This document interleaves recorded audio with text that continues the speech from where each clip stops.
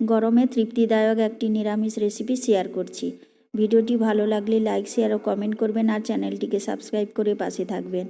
বিউলির ডাল সারা রাত ভিজিয়ে রেখেছিলাম, তো পরিষ্কার করে ধুয়ে নিয়েছি। এবার এতে সামান্য পরিমাণ আদা আর 2টো কাঁচা লঙ্কা দিয়ে মিক্সিতে পেস্ট করে নেব।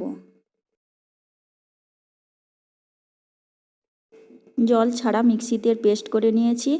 এবার এর মধ্যে পরিমাণ মতো লবণ ও গোটা জিরে দিয়ে খুব ভালোভাবে মিশিয়ে নেব।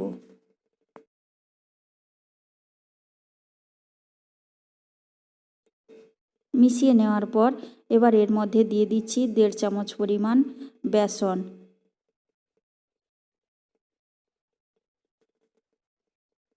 দিয়ে আবারও খুব ভালোভাবে মিশিয়ে নেব।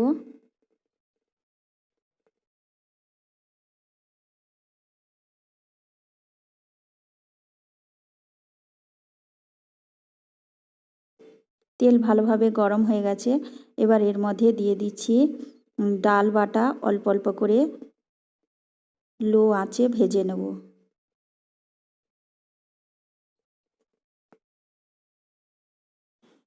এবার বড়াগুলোকে উল্টে পাল্টে ভেজে তুলে নিচ্ছি।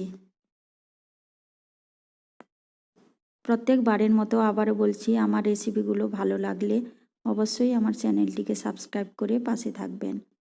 এবার একটা মিক্সি নিয়ে নিচ্ছি। মিক্সির মধ্যে দিয়ে দিচ্ছি 1 চামচ পরিমাণ সাদা সর্ষে, 1 চামচ পরিমাণ কালো সর্ষে, আর সবশেষে দেব 1 চামচ পরিমাণ পোস্ত। এবার এর মধ্যে দিয়ে দেব সামান্য পরিমাণ আদা। এবার সামান্য পরিমাণ জল দিয়ে মিক্সিতে মিহি একটা পেস্ট বানিয়ে নেব। বড়াগুলো ভাজা হয়ে গেছে, দেখিয়ে দিচ্ছি।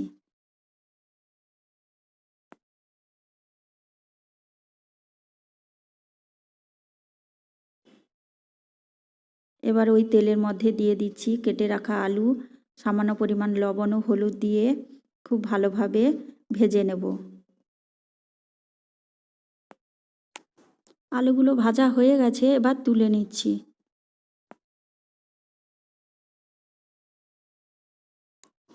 এবার ওই তেলে দিয়ে দিয়েছি কালো জিরে সামান্য পরিমাণ, 2টো শুকনো লঙ্কা, 2টো তেজপাতা।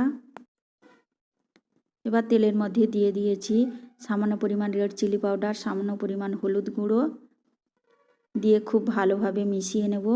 এবার এর মধ্যে দিয়ে দেব মিক্সিতে পেস্ট করে রাখা সর্ষে পোস্ত।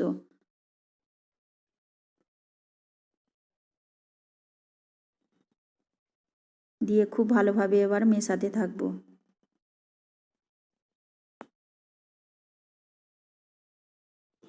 সর্ষে পোস্ত খুব ভালোভাবে কষিয়ে নিয়েছি। তেলটা উপরে ভাসতে শুরু করেছে। এবার এর মধ্যে দিয়ে দেব 2টো টমেটো পেস্ট।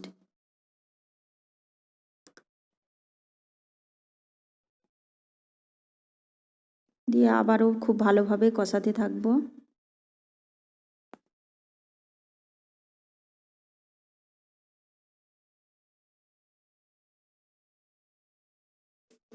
কষানো হয়ে গেছে।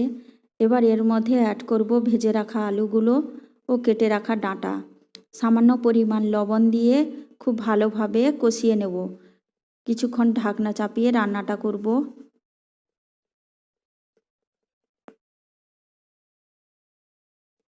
ঢাকনাটা খুলে আবার ভালোভাবে কষিয়ে নেব।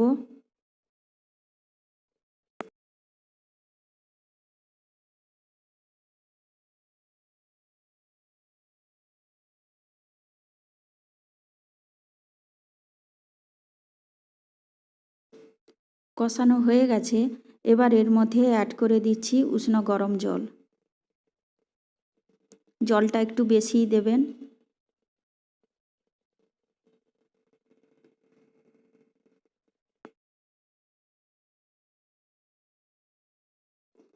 প্রত্যেকবারের মতো আবারও বলছি, আমার রেসিপিগুলো ভালো লাগলে অবশ্যই আমার চ্যানেলটিকে সাবস্ক্রাইব করে পাশে থাকবেন। খুব ভালোভাবে মিশিয়ে নিয়েছি, ঝোল ফুটছে। এবার এর মধ্যে দিয়ে দিচ্ছি ডালের বড়াগুলো।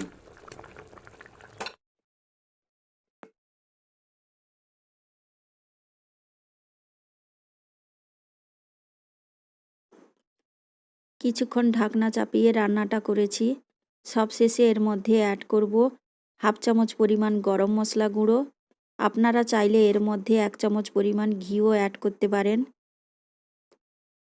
আরও 2 মিনিট একইভাবে ফুটিয়ে নেব।